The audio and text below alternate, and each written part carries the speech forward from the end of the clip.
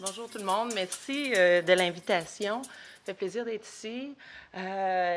L'idée de la présentation, elle est très, très simple. On est parti ce matin d'une vision beaucoup plus macro, très intéressante, surtout pour quelqu'un comme moi qui est plus dans le micro, dans les détails. Ça m'a permis d'ouvrir complètement une autre façon de penser. Mais maintenant, je vais revenir un peu plus dans les détails parce que cette application-là a émergé d'un besoin très précis qui est survenu dans le temps.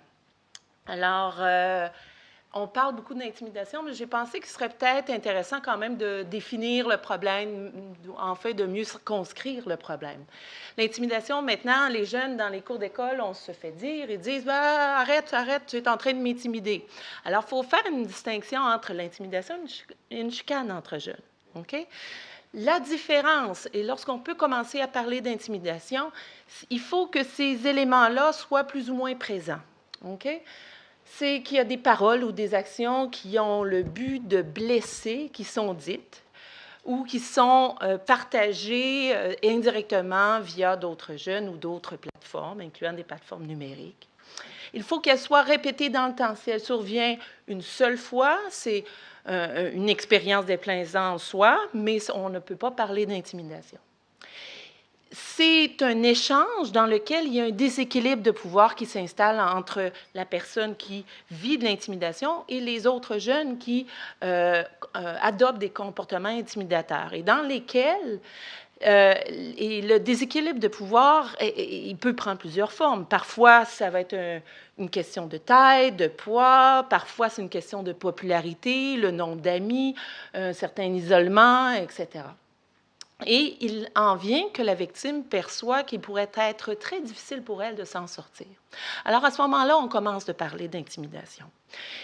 Une statistique qui est très, très, très conservatrice identifierait qu'à peu près 13 % des jeunes Canadiens vivraient de l'intimidation, et ça d'une façon fréquente, donc quelques fois par semaine.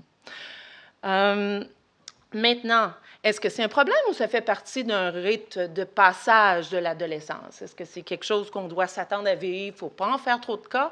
Ou au contraire, est-ce que c'est vraiment un problème qui est associé à un risque de souffrir de certaines conséquences liées à cette expérience-là?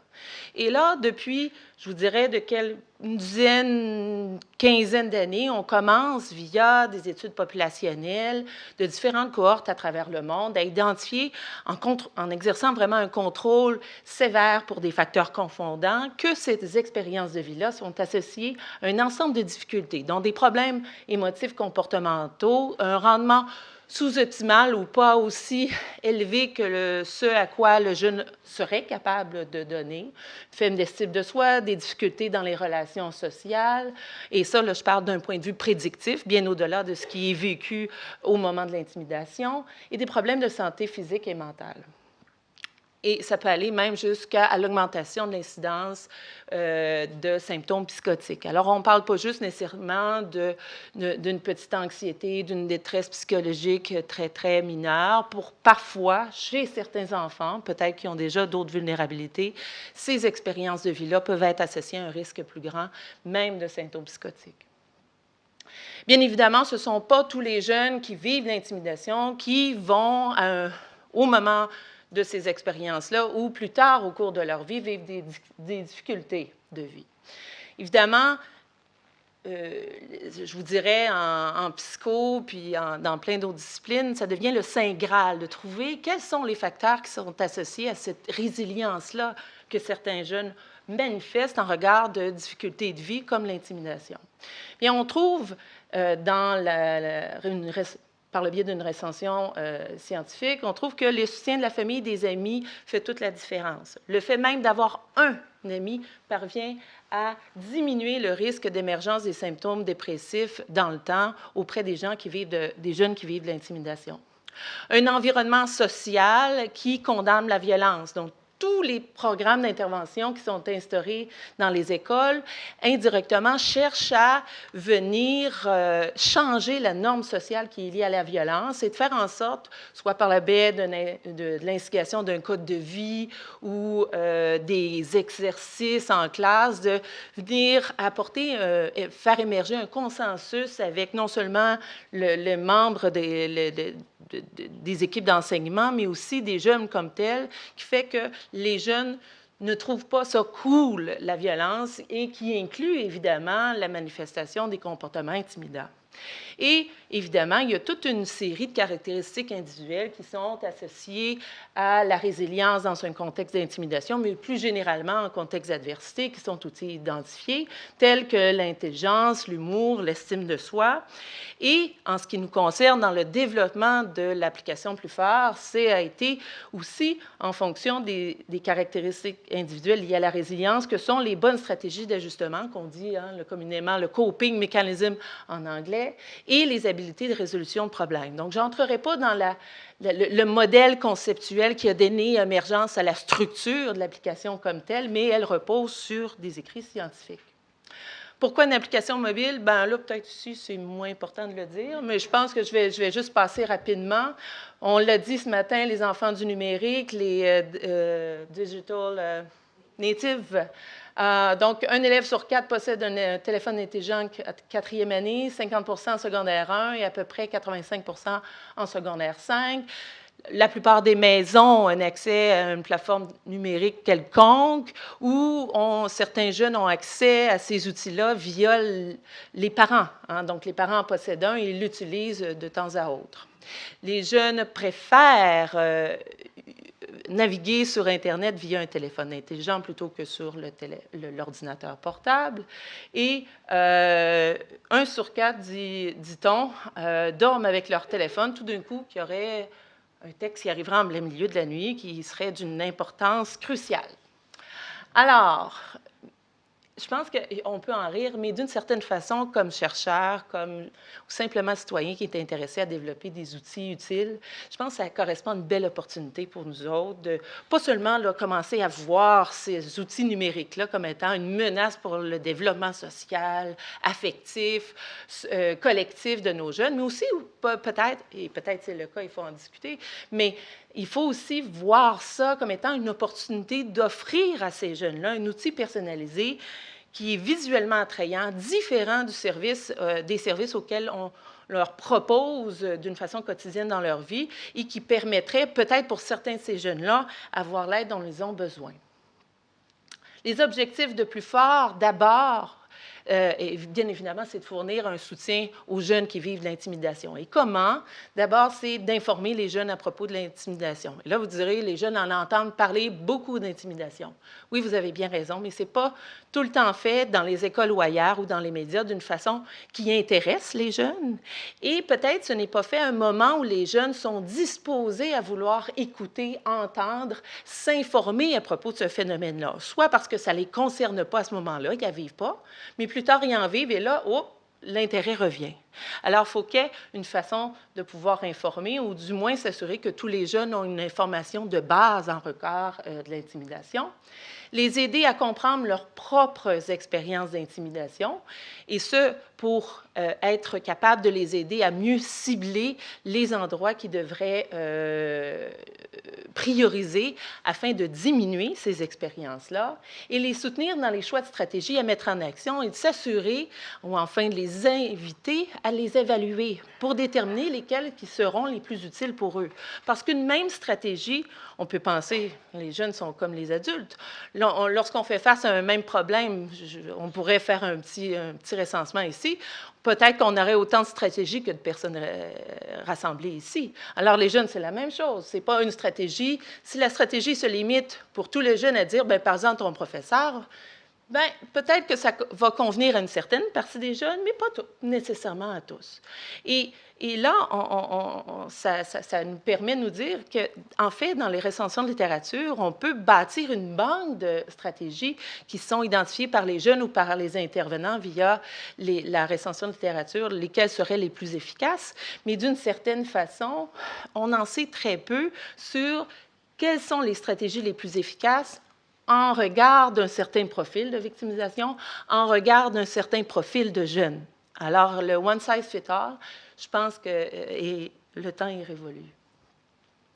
Donc, je reviens pour vous montrer un petit peu le visuel de l'application. Informer, oui, mais pas par le biais de textes très longs à lire. Il faut que ça soit attrayant, il faut que ça soit dynamique. Alors, on a invité toute une série de personnalités jeunesse à venir enregistrer des petites capsules vidéo. Il y en a 10 en tout, pour donner une information, évidemment, juste et objective de ce à quoi était l'intimidation. On a fait aussi une carte interactive où les jeunes sont invités à chercher les endroits où l'intimidation peut survenir, où c'est survenu dans leur cas, donc ils peuvent l'identifier à l'aide de petites punaises dans ce jeu-là, et où trouver de l'aide. Donc, il y a une école, on peut rentrer dans l'école et identifier des endroits dans l'école où ça peut se produire et où ils peuvent avoir de l'aide.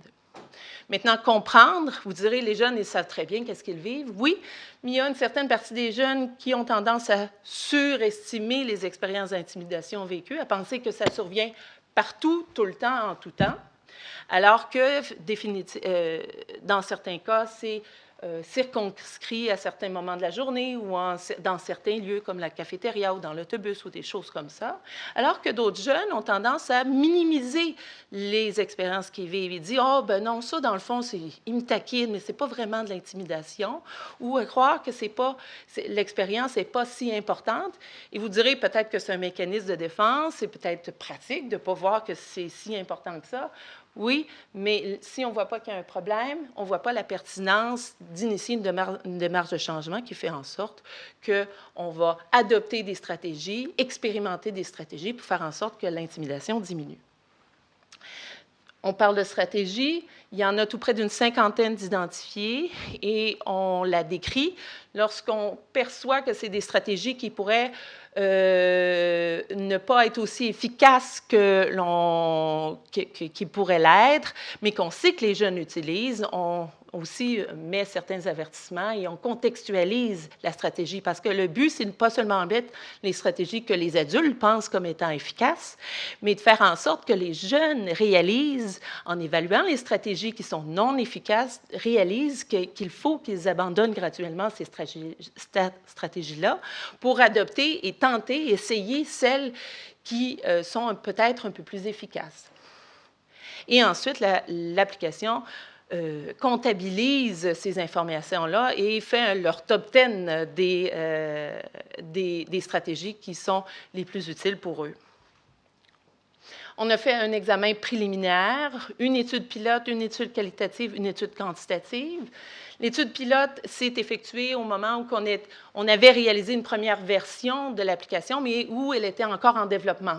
Alors, on voulait voir auprès d'adolescents et de parents et intervenants si l'application leur paraissait potentiellement utile pour des jeunes. On voulait avoir un peu une idée de leur expérience d'utilisation une fois les 4 semaines d'expérimentation terminées. Et on voulait avoir des suggestions, surtout des jeunes, mais peut-être des parents et des adultes aussi, de savoir qu'est-ce qu'ils ont aimé, puis qu'est-ce qu'ils ont moins aimé, puis qu'est-ce qu'ils nous suggèrent d'ajouter, de changer, ou quoi que ce soit. Je vais revenir après ça avec les résultats. L'étude qualitative, on a voulu, puis je pense que ça a été une très belle idée de faire ça, on a invité une douzaine de jeunes qui étaient victimisés et on leur a demandé d'utiliser l'application pendant 4 semaines. Et ensuite, on a fait un entretien semi-dirigé à la suite de ces 4 semaines-là pour leur demander leurs expériences d'utilisation, qu'est-ce qu'ils pensaient, donc, qui était le plus utile, quels changements ont noté et qui attribuent à l'utilisation le plus fort. Tout ça pour essayer d'avoir une meilleure idée, de commencer à générer des pistes qu'on pourrait suivre dans des investigations ultérieures pour faire en sorte d'identifier les mécanismes qui seraient liés au changement ou les mécanismes actifs de l'intervention qu'on propose. Et bien entendu, moins tant de personnes, plus de chiffres, j'ai voulu faire quand même un pré-test post-test pour pouvoir contextualiser toutes ces informations-là.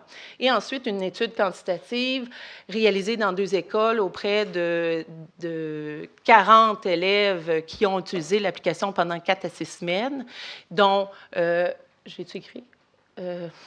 je pense, une 23, 24 qui étaient victimes et le reste qui étaient non victimes.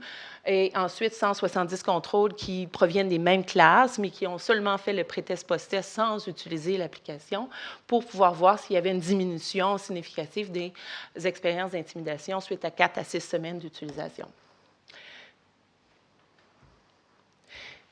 OK. Donc, ce que les parents en pensent, bien, peut-être vous allez tout avoir les résumés des présentations, mais ce qu'on a su, puis je vais passer rapidement pour les jeunes, je trouve ça plus intéressant, mais les parents trouvaient ça comme un outil intéressant, et notamment pour eux aussi d'en apprendre plus en regard de l'intimidation, mais surtout avoir accès à la banque de stratégie leur apparaissait comme particulièrement intéressante. Même chose, même son de cloche auprès des intervenants dans les milieux scolaires. Certains d'entre eux trouvent qu'ils sont très peu outillés, et donc la simple idée d'avoir recours à une application gratuite permettait vraiment de les aider dans leur emploi. Maintenant, qu'est-ce qu'en disent les jeunes? Donc, qui ne sont pas nécessairement victimes dans l'étude pilote. C'est comme un journal intime. Nous, on voulait avoir des évaluations régulières, mais bien évidemment, on avait peur que remplir un questionnaire standardisé à tous les jours, une fois ou 2 jours, une fois par semaine, c'était peut-être un peu gros. Au contraire, les jeunes ont vite reconnu les questions qui sont très courtes et le fait de pitonner rapidement, ils aimaient ça. Alors, ce n'était pas un problème. Un autre jeune nous a dit, on en a parlé 3 heures à l'école, j'en ai appris plus, plus fort dans 5 minutes. Alors, c'est quelque chose qui était plaisant. Et peut-être ça répond plus à une question de plateforme ou question de présentation de l'information. Il faut voir, là, qu'est-ce qui explique ce résultat-là. Maintenant, ce que les jeunes victimes en pensent, par le biais de l'étude qualitative. Donc, avec les graphiques, j'ai vu que j'avais besoin d'aide. Parce que tu ne veux pas l'admettre, mais là, je vois que ce n'est pas juste pour rire. Donc, tantôt, je parlais d'une tendance à vouloir sous-estimer pour certains jeunes ce qu'ils vivent. Bien, le fait d'avoir quelque chose d'objectivable qui est généré directement par le biais de leurs évaluations répétées, ça leur permet de voir, et là, il y a quelque chose qui se passe, et on m'invite de faire quelque chose pour pouvoir réagir à ces expériences-là. Peut-être un autre. Avant Plus fort, je me sentais découragée. Je suis encore en rentrant de la maison, mais avec Plus fort, avec les stratégies, ça me donne de l'espoir. Parce que les jeunes ont identifié le fait de pouvoir utiliser le menu déroulant puis voir que c'était long. Hein? Ça les encourage bien gros. Les parents nous ont dit, il y a peut-être trop de stratégies. Peut-être les jeunes vont se sentir submergés par tout ce qui est disponible. Au contraire, les jeunes nous ont dit, on veut en voir beaucoup. On veut savoir qu'on a le choix. Avant, j'avais mes stratégies, mais peut-être pas les meilleures. Alors maintenant, là, je vous mets, c'est 12 jeunes. Alors, il faut prendre les inférences statistiques avec un certain grain de sel, mais ça nous permet quand même de venir commencer à décrire ce qu'on voit. Donc, à votre gauche, vous avez sur l'axe des Y l'intimidation vécue telle que rapportée par un outil standardisé. Avant l'utilisation de Plus fort, elle est supérieure à la barre noire que vous voyez, qui correspond au seuil identifié par le questionnaire comme étant